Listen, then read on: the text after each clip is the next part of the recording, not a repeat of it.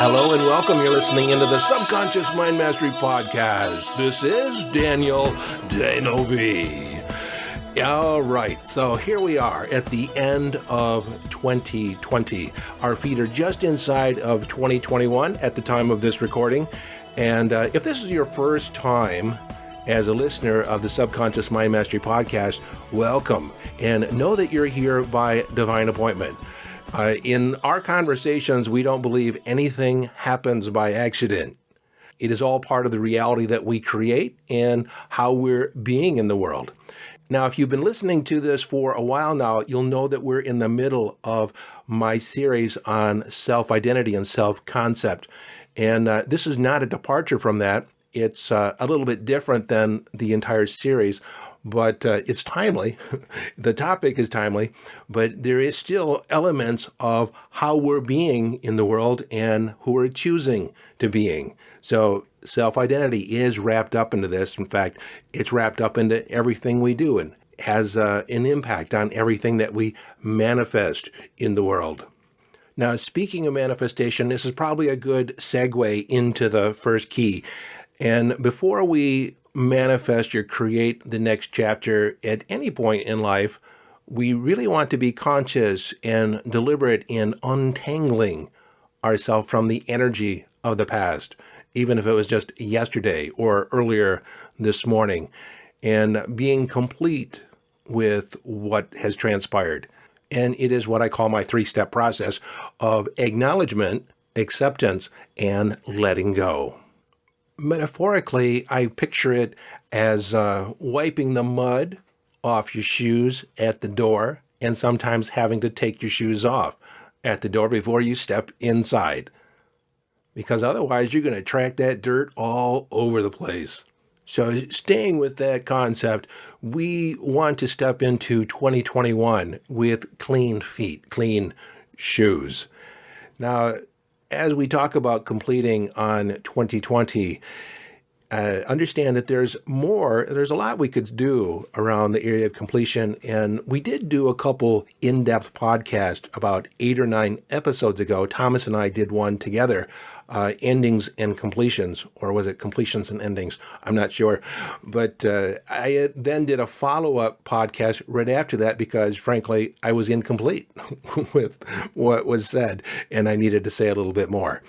So in completing with what was, we actually declare ourselves complete with everything 2020 was and everything 2020 wasn't. So understand that your experience of 2020 was your experience. Some people, it wasn't that big a deal. Other people, it was life-altering. At any rate, it can commonly be agreed upon that it was an interruption to the ordinary, everyday expectation that people had about what their life was about. Now, from my perspective, I try and take a more conscious perspective of 2020, and I do see there's multiple levels of reality, multiple levels of energy going on at any given moment, depending on where your focus of perception is. And from my personal point of view, you'll never hear me talk about how hard 2020 was or how bad it was or it was just a pile of crapola. And you hear people talk about it that way all the time, really with a sense or energy of frustration about it. But you'll never hear me talk about it that way because, frankly, I don't have bad days. I don't refer to them that way. Now I have interesting days. I have fascinating days where things don't necessarily go the way I thought they would, but I really just handle things as they show up. Because in the end, the only thing that I can control is my response to life, my response. That is my responsibility, my ability to respond. And leaning back on the podcast just before this on What's Your Story, understand that the way you tell the story of 2020 is your experience, and it's what you're projecting out into the future. I really think about it in terms of my Japanese farmer story, and it's not my story, but it's a story that I tell again and again And I'm not going to retell it now because I have addressed it in a past podcast, but essentially nothing has meaning except that which we give it. Context is decisive. The context or situation in which we view a circumstance or view an event determines in that moment whether it's good or bad, but it's not intrinsically bad or good. It just is what it is. And frankly, you're not going to know exactly the impact of what 2020 was for you until maybe a year from now or 3 years from now or 10 years, when you can look back on it and say, my life took on a completely different departure or a different road because of this event. And some of you have lost your job or your career path has taken on a new direction. Some of you have had intimate relationships that have come to an end. Some of you have lost loved ones in one way or another. So this is really no different than any other year, but it's sometimes easy to point the finger at some of the decisions that were made around how the pandemic was handled or some of the shutdowns or how it impacted business. We could look at it from a number of different ways.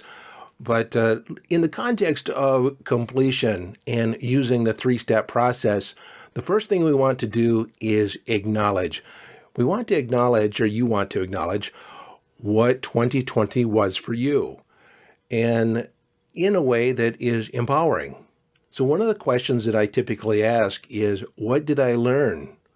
What learnings did I come away with from the particular situation? How did I have to reassess my life? What did I take for granted that wasn't necessarily true? What did 2020 make possible that wasn't possible before? What new opportunities opened up for me that were not present or available in the past? Now, that last statement reminded me of when I was in my 20s, and I first learned about the Japanese symbol for crisis. There are actually 2 characters that are married together, meaning opportunity riding the dangerous wind. So ever since I learned that, I always see any problem, any challenge that comes up as an opportunity to be creative, an opportunity to expand and be more. And in that is the quote from Robert Schuller, who said, "Adversity never leaves you where it found you. It always makes you stronger, better, more amazing, more fantastic, or weaker and disempowered." But again, that's really tied to the story that we tell. Now, I think it's important also to point out here that if 2020 was rough for you, if it was less than desirable, if it was downright miserable in any way, that you acknowledge it before reframing it into something more empowering. This is my advice and my training, I guess, for all my students in handling any emotional upset, is really get present to the impact. Like if you're angry, admit you're angry and why you're angry, and then transform it. Because when we don't acknowledge it, when we don't actually be present to, the impact, it plays up in other ways because we haven't processed that emotion yet. Now, we don't have to wallow in it. We don't have to commiserate, but you need to acknowledge it. Like if it was rough, say it was rough. If you were really afraid and didn't know what was going to happen around the corner, acknowledge it. And then in that acknowledgement, we can transform it and turn it into something good, turn it into something empowering, transform the story in a way where it takes us somewhere amazing. And again, I'm going to impart a Robert Schuller quote, "Turn your scars into stars." So that was key number 1, completion. Wiping our feet clean of the dirt of the past as we step forward into the next moment. So key number 2 is be responsible for your vibe. Be responsible for the energy that you bring to the conversation and to your life. One of my favorite phrases from the Bible is be in the world, but not of the world. And to me, this speaks to the idea that there is a spiritual reality, an energetic reality, and a physical reality. And that in the end, we are physical, we are spiritual. We are a spiritual being immersed in the human experience. So knowing that, as you move forward in 2021, don't allow outside circumstances to govern how you're going to live your life. Don't allow outside circumstances to make decisions for you. No matter what the economic climate is, you can decide to have an economic reality that is different than the majority of people. If people are getting sick, you do not have to participate. It's a choice. You're not a victim. This is part of my point of view, and a lot of the things that we talk about here is that you create your reality based on the decisions you make, the stories you tell, the beliefs you hold, and how you are being in the world, how your heart is aligned with your mind and your body. How are you showing up? See, last March or last February, I felt run down, I felt tapped out, I was overextended and tired. And it was a perfect storm for me to invite in what I know now was COVID-19. And what do I mean by invite in? Well, I was not being health and wellness. I was being run down and tired. That's how I was showing up in the world. I wasn't taking care of myself. You see, at any given moment, there are a number of viruses, bacteria, parasites, you name it, in our environment that at any moment could kill you if it weren't for your immune system. And so when you're not being in that state of health and wellness and maintaining your immune system, then you open the door for things to come in. So as a result of that bout with the virus, I made a decision that I was no longer participating in sickness. Now, you may think that's rather bold of me since I did get sick, but I know why I did, and I know how I was being that invited that in. You see, 20 years previous, I've only been sick 3 times with the flu or a cold, and it doesn't matter which. But before that, it was pretty predictable. I would get sick, 2 or 3 times a year, just like everybody else, And I realized that there was a predictable pattern to when I was getting sick and what was happening at that time. And I realized that I could make a choice. So I decided that I was no longer participating in that. So ever since, I've been, by and large, in amazing health. I manage my thoughts. I manage my way of being. I meditate. I recover from stress. And I'm very cognizant of that balance of maintaining health and wellness. I recognize that as my natural state of being. And anything that takes me out of that, I course correct and bring myself back on the road to health. I have to admit that it is the relationship that I've developed with my other than conscious mind over the years that gives me the insight and the awareness of what's going on in my mind and my body. My conscious mind is pretty much kept in the loop and brought up to date when I need to course correct. Okay, so that was number 2, be responsible. And I should add, be 100% responsible. Take on that you are 100% responsible for your life and how reality shows up for you. And that's frankly a podcast all on its own. Whether it's true or not, you take on the idea that you are 100% responsible, and then you are now empowered for everything that goes on in your life. You never play the victim when you're being responsible for your life and your mind and your body. Okay, now we're definitely at key number 3 in Rocking 2021. And from my perspective, that is very close to key number 2, being responsible, and that is choosing how you be in 2021. What is the theme that you're living into? What is the story that you're living? How have you decided to show up? Now, some of you have heard the story of my transformation back in 1988, where my theme for the year, my decision for the year was Revolution 88. I was 28 years old, and at New Year's, I made the declaration that my life was in a rut, and I was going to upset the apple cart. I was going to revolt against everything in my life, and beware the power of a declaration. Seriously. Do not take on revolution for your life unless you have no attachment to anything in your life. Everything changed. My marriage ended. My career changed. My location where I lived changed. All my relationships changed. Everything changed in my life. So buyer beware. Another theme that I ran with was saying yes. I said yes to everything that year. When people invited me to things, opportunities popped up, I just said yes. Rather than second guess it, I said yes. I put myself in some precarious situations, but it was the year of saying yes. And frankly, it was quite exciting. And then there was the year of saying no. I started saying no to those things that I didn't feel that were in alignment with what I wanted. And I started saying no to relationships and to friendships that were taxing and taking my energy. And that was another one, the year of holding my energy sacred as a vessel. And I did everything I could to protect and elevate my vibration. Then there was the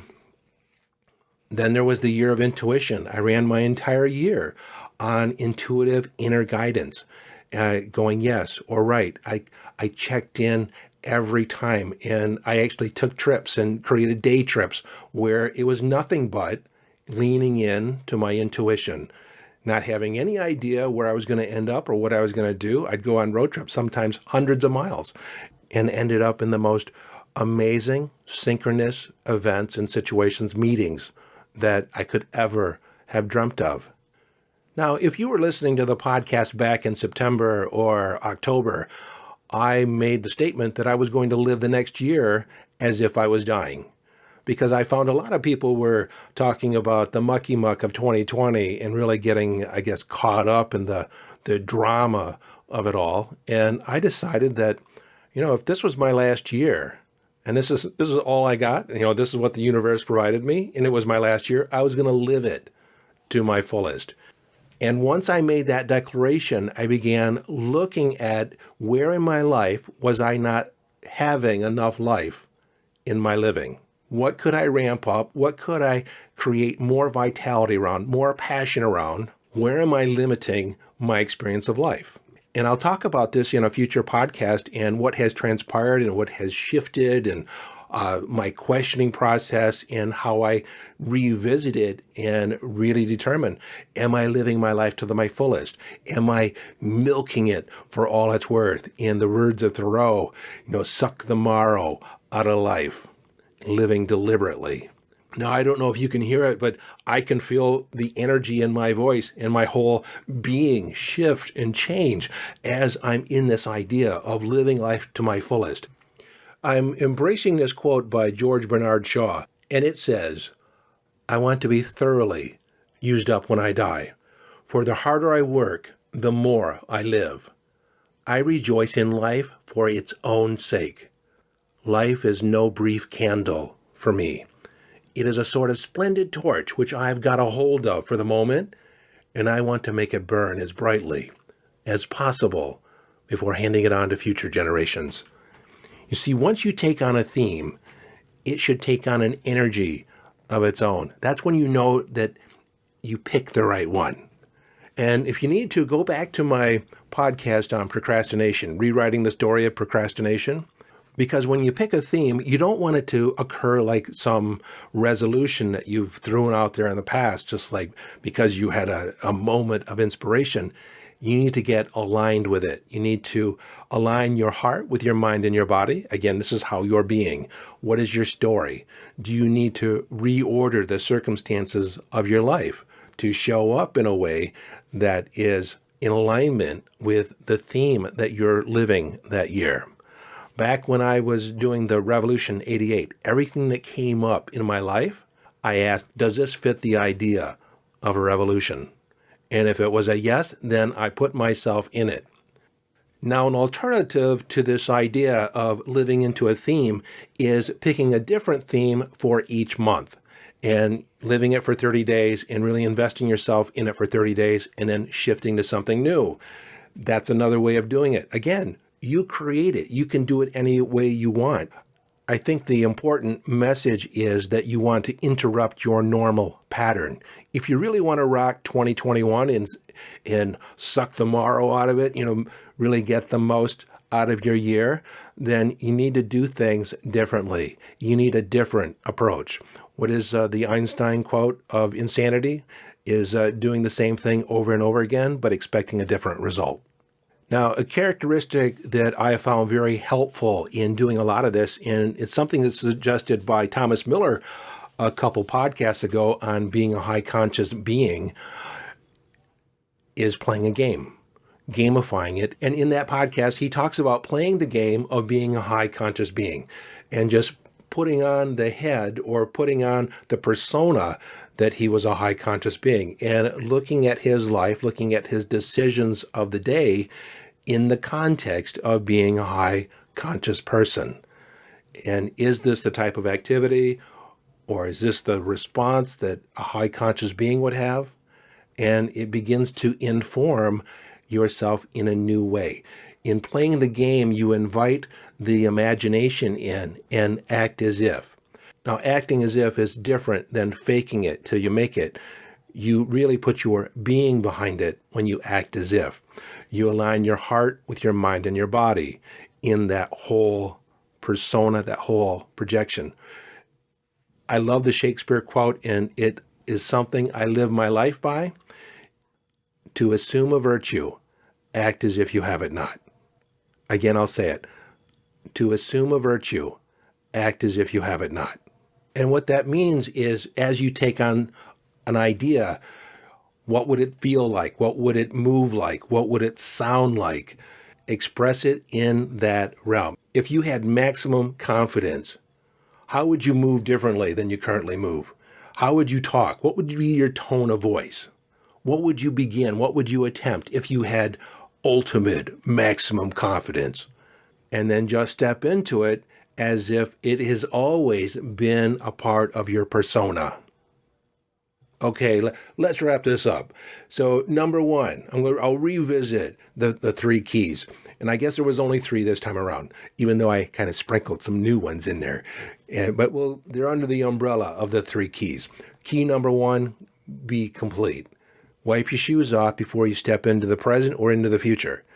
Number two, be 100% responsible for how you show up in the world and the reality that you create. Number three, choose how you're going to be. Don't let circumstances dictate who and how you're going to be in the world. And that's closely related to number two. So those are my three keys in Rocking 2021. And the next episode coming up, I'm going to talk about the possible you. And this is deep in my series on self-identity and self-concept. Who would you be if you didn't know who you were? And independent of your past, what would be possible? Could you be unlimited if you remove all the limitations that you've adopted in growing up? That's an interesting exploration of what's possible. And with the technology of neurolinguistic programming, hypnosis, and a lot of other modalities, you can literally rewrite or amplify any aspect of your story, removing any limitation, any ceiling that you've built to your potential. So with that said, I hope you enjoyed this episode. If you haven't yet subscribed, by all means subscribe so you're on the list, so you get the latest podcast when it comes out. And until I talk to you next, enjoy the journey.